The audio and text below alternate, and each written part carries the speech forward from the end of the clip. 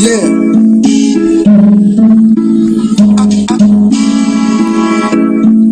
I know what Dirty Moors did to Drew Ali. I'm saying, I know what Dirty Moors did. I know what Dirty Moors did. I'm going at dirty rappers, lynching Dirty Moors too. Hiding literature that Drew wrote to warn you. They came to make you Muslim and make you sovereign. With paperwork and filings, you see out they robbing. They don't care about this word, throw it out like garbage. Or throw it at you when you're active, not passive. When they wanna talk about it's like off a trampoline mattress. Treat them like a vamp or a teen actress. Get stabbed with the brand like a mean savage. This Inquisition divine, all others average. Millennium Renaissance, heroes in our classes. Fed up with the czar controlling fascists. Ask if they heard about Moors, they say no. But Masons, they obviously know. Down the handshakes and rituals with skull and bones. They even know about owls burning Bohemian Grove. I know what Dirty Moors did to Drew Ali. I know what Dirty Moors did. I know what Dirty Moors did. I know what Dirty Moors did to Drew Ali. I know what Dirty Moors did. I know what Dirty Moors did. I know what Dirty Moors did to Drew Ali. I know what Dirty Moors did. I know what Dirty Moors did. I know what Dirty Moors did to Drew Ali. Welcome back to another episode of pardon the interjection. I am your host, Supreme L. I would love to give high honors to Prophet Noble Drew Ali and all the active Moors and non-active Moors, because time has been up and I would not have me or my family vaporized, because that's the plan for niggas. But, okay, on a serious note though, thank you and for joining me on another episode where we dig up information to divulge to the people in the upliftment of fallen humanity. And yes, we have fallen and continue to fall, but there's a lot of us, much of us are waking up. We're waking up in droves, okay? And we are, yes, the Prophet is still here. All right. So, but we got a special show today. We have a special guest today, and I want to get to that. But first, what I want to do is what we do on here is read. Yes, and reading is fundamental. Okay. Divine Warning by the Prophet for the Nations. From the Prophet, Noble Drew Ali, Sharif Abdul Ali. The citizens of all free national governments, according to their national constitution, are all of one family, bearing one free national name. Those who fail to recognize the free national name of their constitutional government are classed as undesirables and are subject to all inferior names and abuses and mistreatments that the citizens care to bestow upon them. And it is a sin for any group of people to violate the national constitutional laws of a free national government and cling to the names and the principles that delude to stay slavery. I, the Prophet, was prepared by the great God Allah to warn my people to repent from their sinful ways and go back to that state of mind, to their forefathers' divine and national principles, that they will be law abiders and receive their divine right as citizens, according to the free national constitution that was prepared for all free national beings.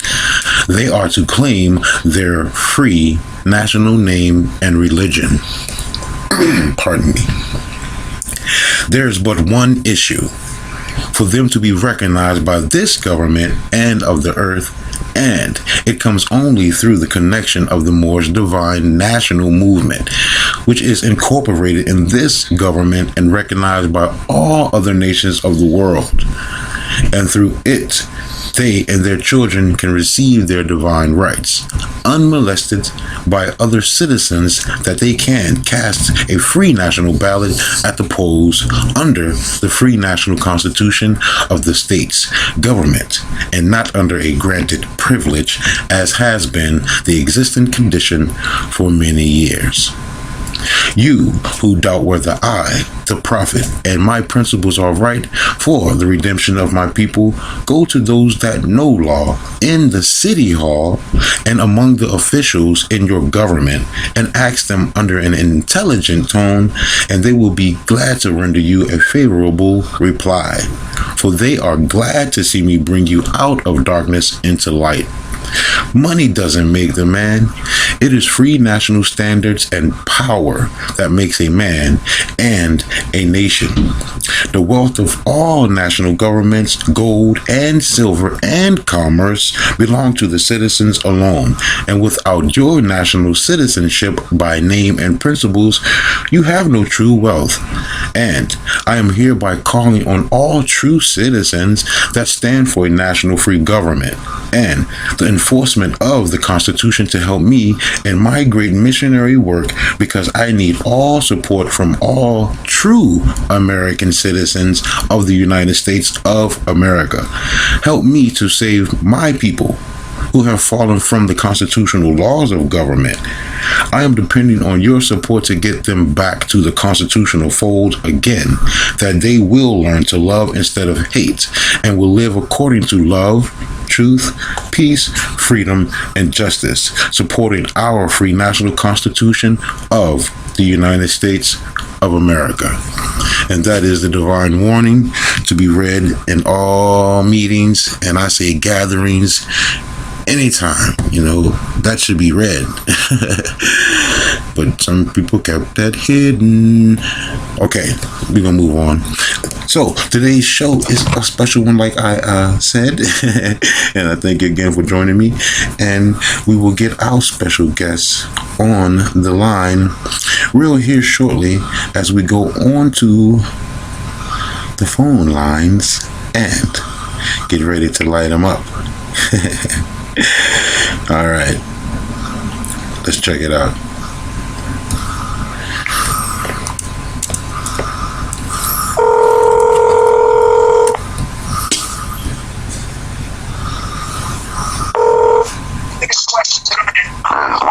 Islam and greetings, more. Hey, family, on the phone we have the good brother, my brother, and got much love for you, baby. Nun Nagi L. What's going on with you, my brother? Islam. Everything is well. Everything's well on my end. I can't complain. I won't do no good. Yeah. There you go. Why complain when you can do something about it? Exactly. There you go. It's a blessing and a blessing to have you on the show, brother, and we appreciate you to take the time out to come and share what you have for us, for the family, and I really appreciate you to the top of my heart and the bottom, my brother. Oh, man, it's all honor to the prophet, of course. Yes, man, indeed. It's an honor that you can be invited, brother. Yes, indeed. All high honors be to Prophet Nobuju Ali. So I wanted to go in a little bit of law and a little bit of history, but first, could we get a little bit of itinerary on yourself, my brother? As far as like just general background? Yes, sir. All right. So, as far as more science and whatnot, I've been studying probably about 5-6 years now. Mm-hmm. And I've kind of always had a healthy background, in law, mm-hmm. just in general. Mm-hmm. It's because of my life experiences. Right. And, education and things of that sort. Right. But in particular, as far as, the science, law, of course, naturally was the thing that I most naturally gravitated to. Mm-hmm. Mm-hmm. But, and in that, being able to, navigate and move around, I was able to meet, a bunch of active Moors, mm-hmm. and came into contact with Brother Sabir Bey, and as well as Taj and Abdullah Bey, mm-hmm. Down in Tampa a couple years ago. Mm-hmm. Mm-hmm. Shout out, partner, Interjection. Shout out to them brothers, get them good brothers, because I'm trying to know Abdullah. Oh man, I haven't met our master teacher Taj yet, bro. I haven't met him, but I'm waiting on that day. But my brother Abdullah, oh man, that's my bro. Oh yeah. Shout out to Abdullah. and some beer. Pardon me, and some beer. I would listen to some. Another one. He'll shock you with those facts. Oh, he a heavy hitter. He definitely a heavy hitter, bro. He shows he not only used to be a boxer. He do hit you with the facts too. I love that. Peace to you, my brother. Peace to you, Sabir. Yeah, honestly, them boys. Mm-hmm. So yeah, they kind of really gave me a firsthand, demonstration that when I was down there, and that kind of kicked the ball rolling, on from there, so to speak, in terms of my growth, and I really just kind of accelerated at that point, in terms of my studies, and just really getting serious with it, and man, as they say, the rest is history. There you go. Now, do you have any, personal, which, if you don't mind us getting into it, do you have any personal issues that happen or something that happened to you, maybe with the policy enforcers or just with the... That's a normal. There's a number of instances that come up. I mean, and honestly, I'm not saying like I'm a bad person. Right. In life, and I guess one thing that most people probably know about is the incident in Tallahassee, Florida, the corporate territory, in the area of that, and that event that happened, and I was actually, visiting, friends from school and things of that sort, and family for graduation that particular weekend, and this particular complex has a peculiar way of towing people. And they've got these signs up there, which I've never seen this anywhere else, but they've got these signs that lead you to an app, right, that you have to download or you have to go online, to interact with. And then it forces you to pay with a credit card or a debit card. Wow. Right? So there's no cash base, there's no prepaid or any of that, whereas, and now mind you, this, when I was talking to the people that live there, and and dealing with the issue, because it's been an ongoing thing, that I've been trying to figure out more about, and sometimes as active Moors we have to make certain sacrifices, to test our theories, right. And of course they're measured, of course, but in doing that, I've noticed that when you go in to pay, they don't display any of that information on their in the public areas, right? And then there's nothing in there that says anything about taxes, okay, right, and so on and so forth. So the particular day that happened, which the video that everybody's, probably can go back and see just on the channel and everything, on the YouTube channel. Prior to that, we had already called the dispatcher and everything, and we had them send out, a sheriff, you know what I mean, or somebody that could act in that capacity. Right. And I strictly wanted them to witness, the occurrence, really. And prior to that, there was some verbal exchange, and essentially it came down to a question of like, what are we doing here, and what was his purpose? And I was trying to let him know, hey, I need you to come in here, and if you witness a crime, I need you to act on it. Exactly. You know what I mean? Exactly. And do your job. And he was kind of going back and forth with me about filling out a police report. And before I thought to get his information and just go on and move on to the next step in the process. My cousin who was there had mentioned the dispatch report, and that kind of saved his butt. Wow. And so, because he wasn't wanting to put anything on the record, right? And I'm trying to make sure that there is a record to be heard of or to be spoken of at the end of the day from his end. Right. But he reminded him of the dispatch report, and so he noted everything in the dispatch report. And I'm saying that to say that after we went in there and we came back out, he flags me down And it's like, hey, because before he gave me some information and he was like, this is who you talk to, you know, and I don't really need to be here. And I was like, no, you need to be here. You know, you need to see, like, basically you need to stay here. You know what I mean? Just to make sure that I'm not violated. Because they have a habit about violating and talking crazy, you know, and cursing people out and calling people, you know, certain things under their breath. Right, provoking. Right. Trying to provoke. Yeah, trying to provoke certain situations and things of that sort. So I'm like, yo, if you see anything, I need you to act on it. Do your job. Right?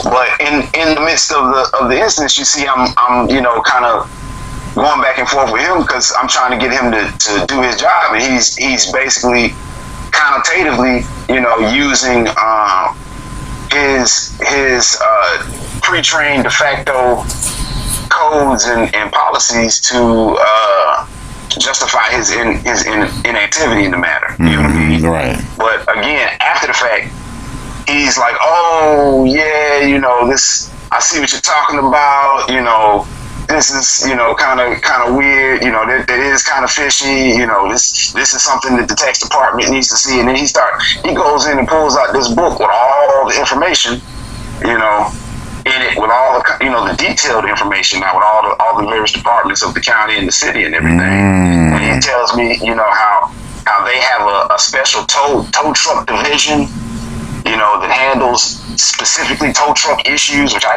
you know, never existed. Really, you know, yeah, and you know, just goes down the list for me, and you know, I thanked him for his assistance, and I let him be on his way, but I you know, if you speak in intelligible tone, you get a favorable reply. You get a favorable reply. There you go, my brother. There you go. There you go. And, you know, and that's funny because I just read the warning before I introduce you on, brother. That's oh, wow. Yeah, that's beautiful. It's beautiful, bro. So when you hear the playback and you see that, you hear. Okay, there you go, baby. The prophet is alive and well. Don't get it twisted. So he said he was going to transition so he could do more work on the soul. There you go, bro. There you go. There you go, man. There you go. Everything is connected, bro. Everything is connected. So, but you know, now that we got a little bit of history on you, I would like to still go into the law because that ties into it all now. In a little bit, I want to run over some words with you, if you don't mind, my brother, if that's okay. Okay, we can run through some words. Okay, good. But first, I want to know, you know, help me, you know, get it to the family about law. Now, can you give us and the family a breakdown on what law is and what law is not? Okay. Now, of course, like anything, there's levels to the topic at hand, and especially when you're talking about law. Right. And for most people's purposes, the law is that mechanism that we as free nationals and quote unquote citizens are able to interact with and use through the judicial system under our Constitution in North America, right. Morocco. Right. I believe, if I'm not mistaken, Article 3 is what handles that parameter of law. Okay. In terms of the judicial body, right? Right. So, law is that body of words, so to speak, that explains how that process is supposed to work from beginning to end, as well as giving the parameters on top to bottom. Okay. You know what I mean? On how it's supposed to go. And in a perfect society, it runs like a well-oiled, smooth machine. But oftentimes there is what's known as a human element that, you know, can sometimes cause things to go awry. But I could, you know, philosophically break it down from you know, length, angle, width. Okay, and that you being and more, and you naturally being who you are, you know, in the length, angle, and the width that makes up the constitution of your body, right? And being that we come from our Creator, and you're a descendant of your creator, and God dwells within us, then you would embody that, and you therefore are an expression or manifestation of the law. Right.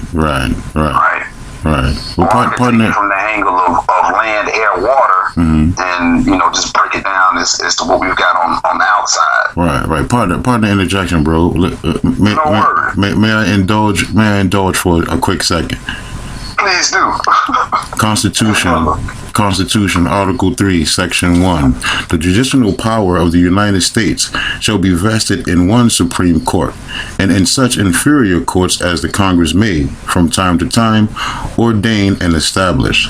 The judges both of the Supreme and inferior courts shall hold their offices during good behavior, and shall at stated times receive for their services a compensation which shall not be diminished during their continuance in office. Section 2. The judicial, and I'm going to read that in part.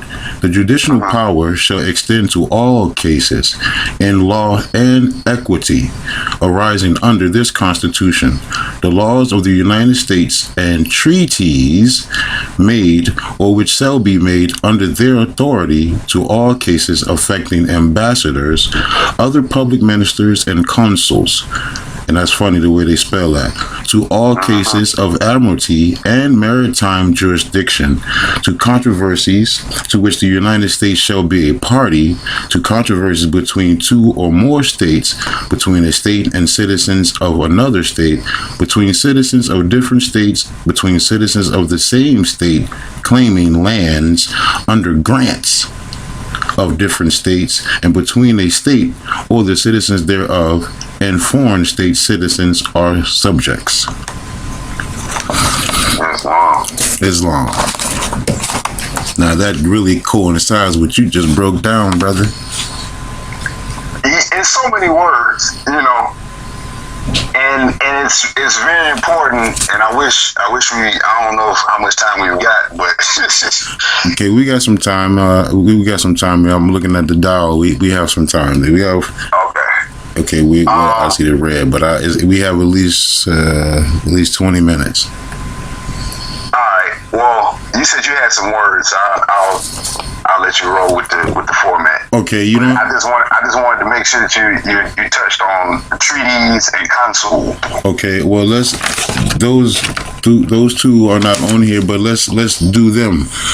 You don't have to give a full definition if you don't, just whatever you want, But consul, CONSUL, consul. Okay, CONSUL. And that's in the Constitution.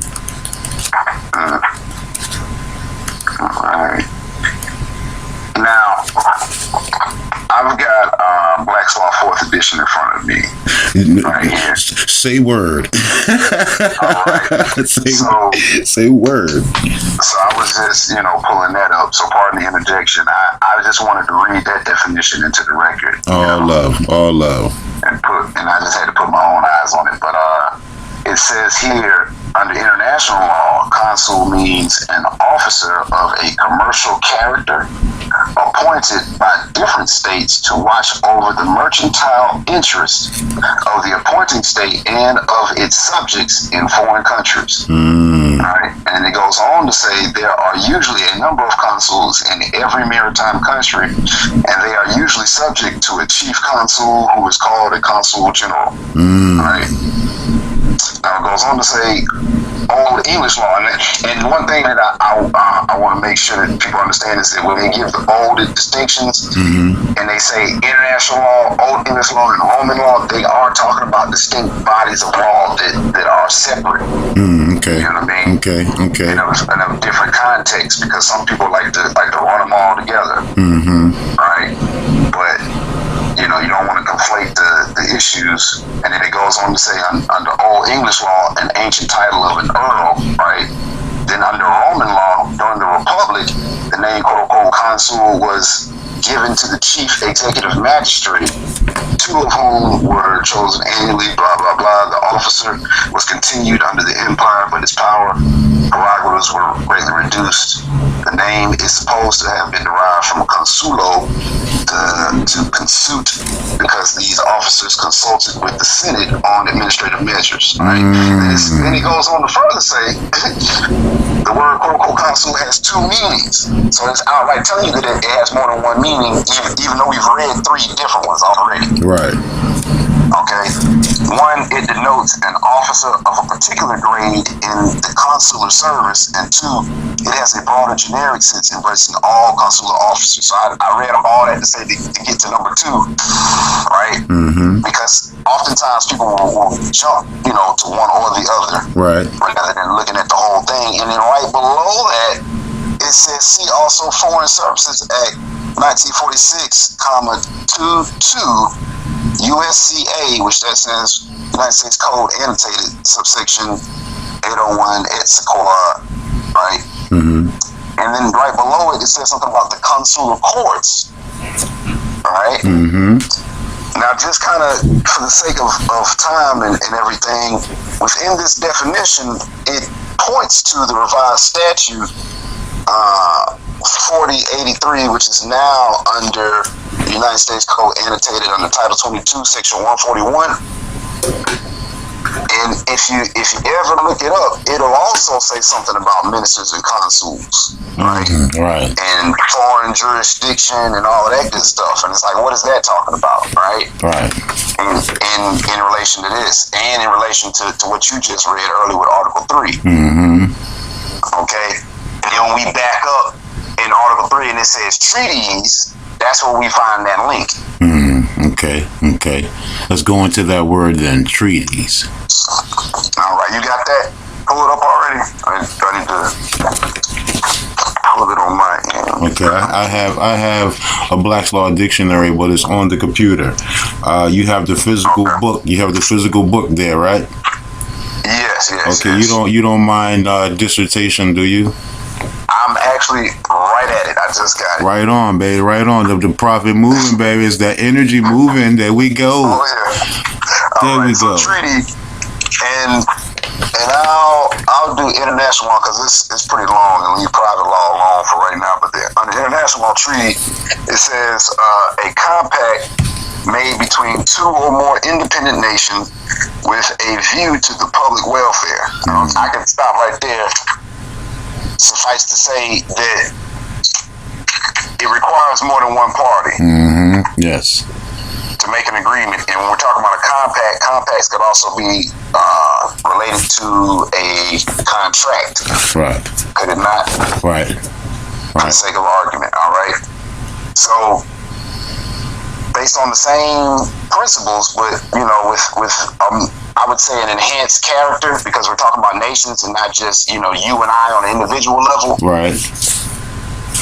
This is serious business at the end of the day. Right. Correct. Right. And when you abrogate, international compacts or contracts, those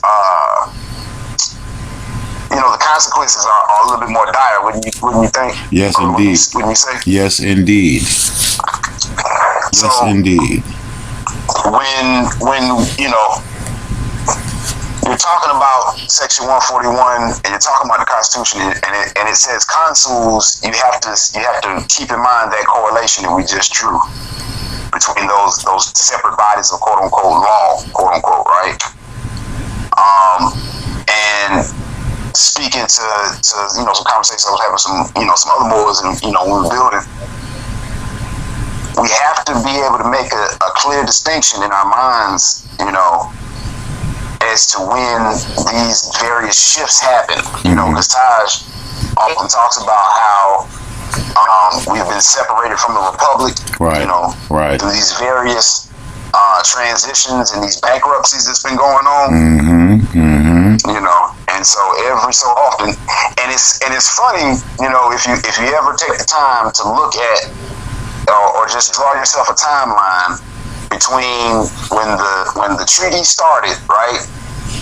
And you follow the 50-year intervals, okay? And see from those 50-year intervals what happens, right? In between and leading up to those time periods. And then on the another site that I help and I work with, and I forgot to mention, a couple years ago in my growth and awakening, I ran into some other active Moors, and I had the blessed opportunity to be connected with a brother by the name of Jonathan Bay. Mm-hmm. And he and I, on some brainstorming and long headache conversations, just racking our brains, Right, there you go. on just what to do. Right. Next we ended up creating a Moorish directory. So and in part of that whole website, we've got what's known as a digital timeline, or like a 3D timeline that you can click on and kind of slide your way through. Mm-hmm. But if you ever get some time, just look at it. But just kind of pay attention to what the quote unquote corporate de facto U.S does, and then how the language shifts, right? And then on the record, how they'll make a clear distinction. Where they're saying, all right, we're no longer going to follow public law. All right, we're now going to go by public policy. Okay. Right. Right. And once you find, that set of cases, and you see that timeline, and you follow it and then you add in the facts of like when the prophet came and then what was going on, right? Right. You will notice certain correlations that should lead you to the logical conclusion that we're no longer dealing with the original republic, right? In the constitutional sphere that it was created. Mm-hmm. You know what I mean? We have a different beast now. All right, there you go. And part of the interjection with that, I can throw that House Joint Resolution 192 out there, just to back that. Mm-hmm. As well as not only House Joint Resolution 192, but there was another, and actually we had a class on it, and jump in if you can think of it before I do. But anyway, it was earlier it was late 1800s. They were coming out saying that basically there was Secret Treaty of Verona. That's what I was thinking. Oh, okay, Secret Treaty. Okay, the Treaty of Verona. Okay. Yeah, the Secret Treaty of Verona. I have that too. Yes, that's right. Now keep in mind, people often skip over this little known public fact, but that was put into the records of the Congress at the floor. Mm-hmm. That was read into the records. Mm-hmm. Mr. Owens, right? You say what now? Mr. Owens, right? Yes, Mr. Owens got that into the record, right? There you go. Now, by getting that into the record, you've got a couple of things going on. You know who the international players are in terms of the monarchies of yesteryear, mm-hmm, right? Mm-hmm, right. Who were vying for position at that time, since the mid 1800s, for control up to that point and up to beyond, right? Right. You have a clear indication that somebody made a plan to do something. Mm-hmm. All right. Now, you don't have to believe me, or your lying eyes to know that something else happened, mm-hmm, right? Right. And we didn't keep with that constitutional, Republican form of government that we were stated to have. Mm-hmm. Right? And when they come out and say, hey, we're gonna we the Congress are so corrupt that we now have to hand over the power of handling finance, right? Which according to the Constitution, Congress is supposed to handle the purse strings, correct? That's right. So how do they make that capability obsolete? By delegating it to a third party who is a foreign European for-profit corporate entity known as the Federal Reserve. Mm-hmm. And in lieu of, and then later on the IRS. All right, that's right. And if you follow the timeline, the way that income taxes are going now was not the way it was even in the early 1900s, much less the 1800s. That's right. Right. Right. To where now we have this almost dragnet system, right? That intends to do, to collect evenly amongst all, but it's really, Inquisition Revenue Services system, because at the end of the day, all of that's been sold out to third parties and other monarchies and whatnot. That act in this criminal cabal manner that everybody again can see from the front end, but on the back end, has to kind of pick at straws to put together. Right. But again, you don't have to believe me or your lying eyes to know that something else happened. That's right. Other than what was stated. Now, pardon the interjection. Now that's going to tie into with this next word. I would like for you to have a dissertation on, if you don't mind. I mean, we got some time, brother. What about you? I know, okay. I'm rolling. I'm rolling punches, please don't stop. There you go. Keep it up. Now, pardon me. I have a word here that I think is very interesting, and I know you have the Black Law Dictionary there, 4th edition, but I have the a Merriam-Webster dictionary here beside me, and it's very interesting because the year of it is 1974, and the word I have for you is estate. E-S-T-A-T-E, estate. Estate, okay. And here in the Webster's Merriam-Webster dictionary, of 74, estate. It is a noun, and the first linear definition is a state, S-T-A-T-E, state, condition, also social standing, status. 2, second linear definition, a social or political class. The 3, of nobility, clergy, and commons.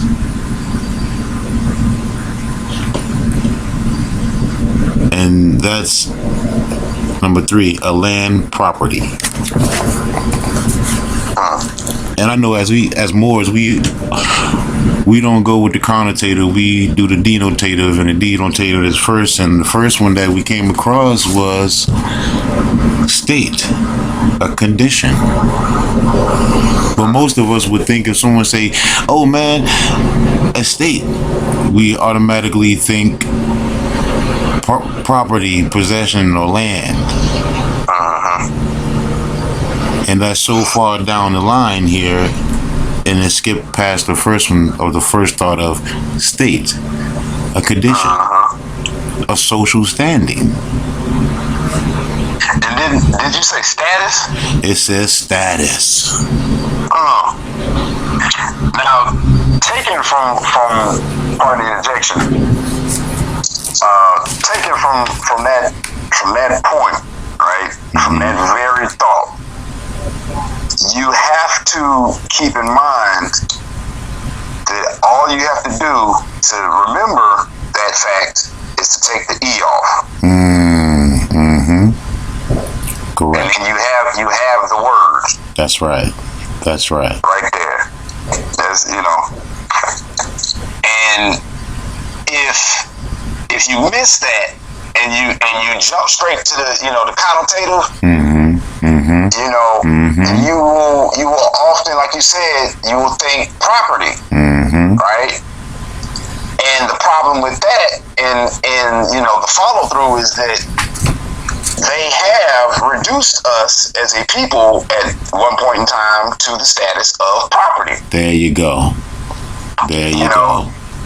So when you conflate the definition, that way, and you don't make a a proper distinction, as to how you're using it, when you're using it, it can be taken connotatively however I choose to hear it. There you go. As the way it best benefits me. And unless it's that it stands as is, or otherwise it's acquiesced. But that, again, going back to the point of state, and then it being say it again. A status. What do you mean? The state. The first part. From the top. State, noun, a state, condition. Condition, right? Condition. When you talk about it being a condition of who you are, you know what I mean? You being a Moor means that you are in the condition, right? Legally and lawfully, as an heir, to the prophet and everything that he laid down. Because he said it was for the Moors, but not just the Moors, but for the active and not the passive. Exactly. You know what I mean? But peep that one. But peep the next one though. Peep the next one after that. Social standing. Now, and then when you talk about social standing and status now, and that that positioning of thought, so to speak, or that angle of it, it gets even deeper, because now my estate or my status, if we think about them as correlative terms, it determines my social condition. Right. So if the prophet said that most of our issues are social, okay, and I'm thought of as 3/5 of a person, i.e. property, okay, no wonder, we get treated so bad. No wonder we get shot down like dogs, because we legally have less rights than a dog. There you go. Right. Based on our status, our standing, and our presumed and assumed and acquiesced social condition. You know what I mean? Because as a Negro, you're not expected to have an understanding of your national headwear and headdress. You know what I mean? You're not supposed to have an understanding or to be able to express wearing your natural garbs, in attire. You're not supposed to know how to carry yourself as a noble and speak in an intelligent tone, Right. and actually not grovel in the face of presumed or assumed quote-unquote authority, but understand and know how to command that authority to operate in the proper and efficient manner, which is at your behest and for your safety and benefit at the end of the day. That's right. Because at the end of the day, if Moors were obligated to pay taxes, which we're not obligated to pay taxes, Article 1, Section 2, Clause 3, I believe. Quote, India is not taxed, even though Indians come from India, but we can route that back, because we're talking about the indigo, right, or the violet, or the purple people. There you go. The royals. Us. which we know purple is the royal color and all that's right. But, that's right. And again, that purple is also indicative of the crown chakra, but that's another degree and level. That's right. That's that amethyst. We're not supposed to know. That's that amethyst. That's that amethyst. Yes. Yeah, that's that amethyst. We're not supposed to demonstrate none of that. Right. That's the farthest thing from who we are supposed to be and demonstrate, because they intended to beat it out of us, right, through quote unquote slavery and human trafficking, and treating us as prisoners of war. And they intended to burn everything down, because all along, up and down the Mississippi, you can find mounds. Okay. Right.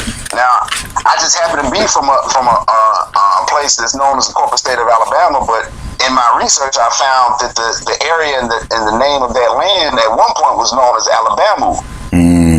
Alabama. And it was at Alabama, yeah. And there was, in more of the northern centralized areas, a place that's presently known as Birmingham. It was known as a meeting area, and when you look on the maps, or the maps that I've seen, all of these various tribes in the area had basically a finger of their territory leading to this area. Right. And And historically, that area was known as a meeting ground. I mean, and if you've ever been there, it's kind of like a bowl, naturally. Okay. So there's there's natural land barriers, and there's various grounds and everything. But that's at the foot of, I believe, the Alleghenies or the Appalachian Mountains, coming down the Tennessee Valley. Okay. So all of that, going all the way up into Virginia, quote unquote, and so on and so forth, and all western Virginia and towards Pennsylvania, all of that was some of the same area, that these quote unquote tribes were navigating and moving upon. And pardon the interjection. Right. May I also say for the DMV area here where I'm in, DC, Maryland, Virginia, DC is considered, or was and is still, Anacostan territory. The indigenous name or the indigenous people were the Anacostans. Maryland, and that's partially Maryland, and I can know for the southern Maryland and this side where I am, it's the Nakutonk territory and Piscatawans. Closer up north in Maryland, it would be the Nanticoke or Nanticoke. And it's very important that you say it, because the Nanticotes were some of the quote unquote main negotiators of the 5 civilized tribes, so to speak, right? They were some of the main ones that had their hands in the mix, and people like to give them flack, but it's like, no, look at their geographic area, and when you consider the fact that they, from what I understand, had conquered most of the other tribes in that area, that would be who you would need to talk to. Right. You know what I mean? Right. So naturally, they would catch a lot of flack for it, but and being able to build with some Nanticoke brothers, they know that they're Moors too. Right. And got stiff just like everybody else. We all got bit by the same dog, so to speak. There you go. But we forget, yet again, that these Europeans came over here as colonists. Colonizers. And then later they would call themselves pilgrims, under the guise of religion, but they were the rapers, killers, the murderers, the drug dealers of their day, and the rejects of their societies, you know what I mean, were sent over here on basically a fool's mission, because they weren't even expected to survive the trip. You know what I mean? Most of them, if you look into the records at the time, they thought that the Atlantic Ocean was full of sea monsters that would, sink the ship. And then look, they also, called themselves the Respectives. You hear what's that? The Respectives. Ain't that something? Yeah. And I just did a show with about the Mexicans, and the colonials, because it was the United States of Mexico. And that's another topic for another show. But we got about I got about 10 more minutes here. I know I went over a little bit, but I'm gonna just go ahead and work it. It don't matter. We rolling, and I got enough to get a couple more words in. But at the end of it all, I want to be able to put words out here. And if the family could, write them down and look them up, and this is some of the words that I've gotten from my master etymology teacher, Salali Bey. I love that sister. That's my sister. That's my sister. That's one of the best ones to have. Bro, that's the best one I know, Bey. So that's my sister. That's my girl. That's my woman. That's not like that, but she's on point now. Yes. Oh man. Oh 101. I'm not taking anything from them. I'm really just being funny. Yeah. No, look, nothing. I got you, but yes, hey, bro, that sister is fierce. I'm just saying. Hey, look, Abdullah, he the main square. Dude. I can't take him from Abdullah. He the master teacher of it, man. He the master teacher. Man, Abdullah, my brother. I mean, he gives that brother has so much energy, bro. Like. I can sit and listen and watch him all day, bro. Like, but really though, we all have a peculiar amount of energy. Yes. You haven't noticed. Yes. Like everybody who's doing their thing right now is really like, you know, there in terms of their level of frequency. You know, and that's the most amazing thing that I've seen so far. Well, you can do me this one huge solid. Yeah. If you can get to our master teacher, Tariq Bey, I want to give a shout out to him again. You know, I love that brother, and thank you for all you're doing, brother, because it wasn't for me looking and pressing that video, driver's license fraud, I wouldn't be on it. But someone told me to press the button. Just push the button. Push the goddamn button. Just watch it. And I thank you, brother. You can pass the word along to him. I know he's busy, and you know, if you can get the word to him, we would definitely love to have him on the show. So, but I will do what I can. Yeah, just pass the word. Just pass the word, brother. But yeah, some of the words, man, I want to get the family to you know, write down and also look get the words up out. is fraud. Fraud, okay. And inducement. That's a good one. Misprison. Misrepresentation. Present. Represent. Oh, this is a good one. Oh, this is a real good one. Hereditament. Oh, yes.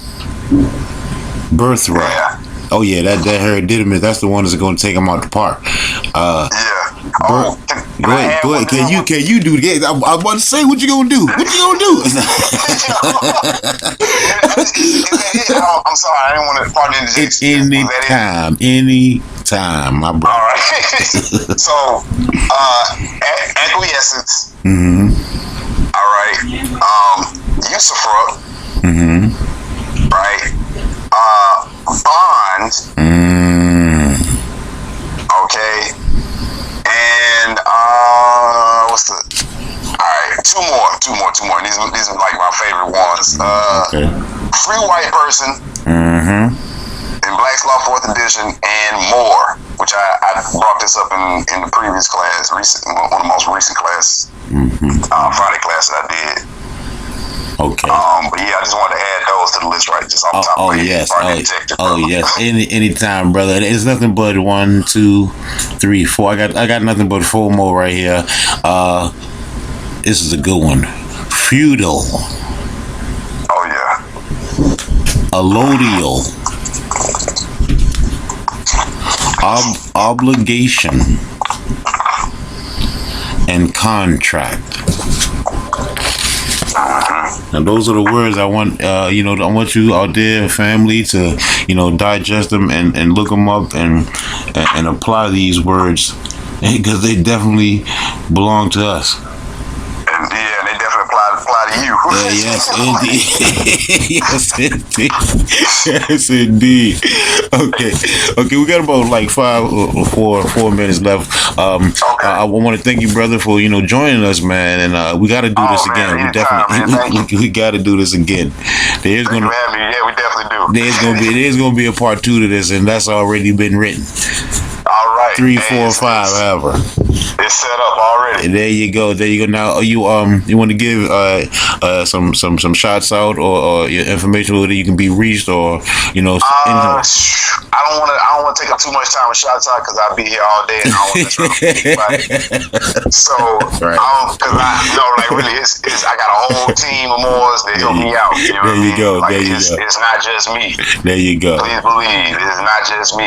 It's a whole team of us. So, honest to the Moors. Honest to the Moors. Yeah, honest to the active Moors, all the active Moors, and even the passive Moors, because you still a Moor. There you go. There you go. There you go. And just honest to the prophet, man. Thank you for having me, man. It's a pleasure, and I look forward to part 2. Anytime, brother, and I look forward to 3, 4, 5, and 6, and so on, my brother. Oh yeah, we're gonna keep it going. long as we got breath. There you go. That spirit, man. As long as you got that spirit, man, and that spirit, man, lasts a long time. I tell you. And just part of the interjection, we are in the age of Aquarius, right? Yes. So just on the way out, just to give people some hope, you know what I mean, and to give the haters, a little choke. Mm-hmm. We are in the age of Aquarius, and I explained it in class like this. When Jesus said, go and follow the man carrying a pitcher of water, he was talking about Aquarius. Mm-hmm. Because the sign of Aquarius is a man carrying and holding a pitcher of water. Right? That's right. Most Correct. people think it's a water sign, but it's really an air sign. Right? And air, when you get into, any level of esoterics, means like knowledge or wisdom. Right. Just in its most simplest, basic form. Mm-hmm. So if that zodiac sign is ruling for an age, right, and an age for the sake of argument, say 2,160 years, or somewhere in between there, but it's about 2,000 plus years, right? Right. That's a long time to have, that type of energy going on. Indeed. On the planet. So we have to take advantage of this knowledge and wisdom by being, like I said, being observant and learning. Mm-hmm. And like the prophet says, study. And when you ask what else to study, I would say study yourselves. That's right. And with that, I like to add, air is water. Water is air. H2O. We do. We already get into it. Right. Because they correlate. There you go. As elements, but how you say, Nun? They correlate. It correlates. Oh, we get out of here, more. We get up out of here, man. It's always love, man. Always love, but that's the first principle. So yes, indeed, always love, my brother. So until the next time, fam, we have that good brother, and I'm gonna still call him Mashik, brother Nun Nagi L, brother Nun Nagi L. Thank you for coming here, brother. We really appreciate you, bro. It's love. Thank you for having me. Peace and love, family. Peace, more. It's love.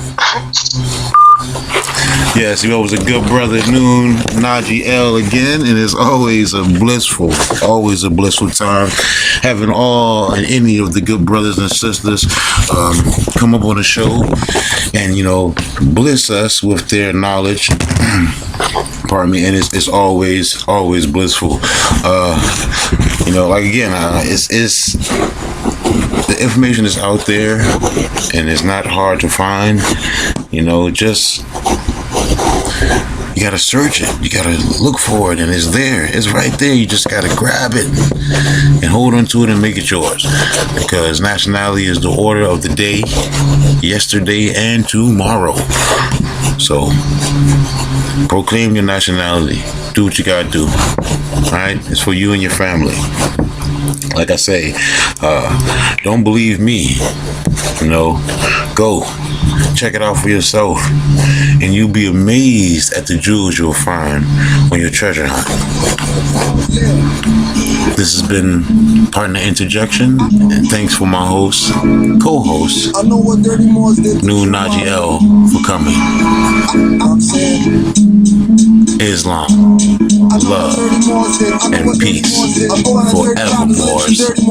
Hiding literature that drew rope to warn you. They claim to make you Muslim and make you sovereign. With paperwork and filings, it's fiat they robbing. They don't care about this words, throw it out like garbage, or throw it at you when you're active, not passive. When they wanna talk about it's like off a trampoline mattress, treat them like a vamp or a teen actress. Get stabbed with the brand like a mean savage. This Inquisition divine, all others average. Millennium Renaissance, heroes in our classes. Fed up with the czar controlling fascists. Ask if they heard about Moors, they say no.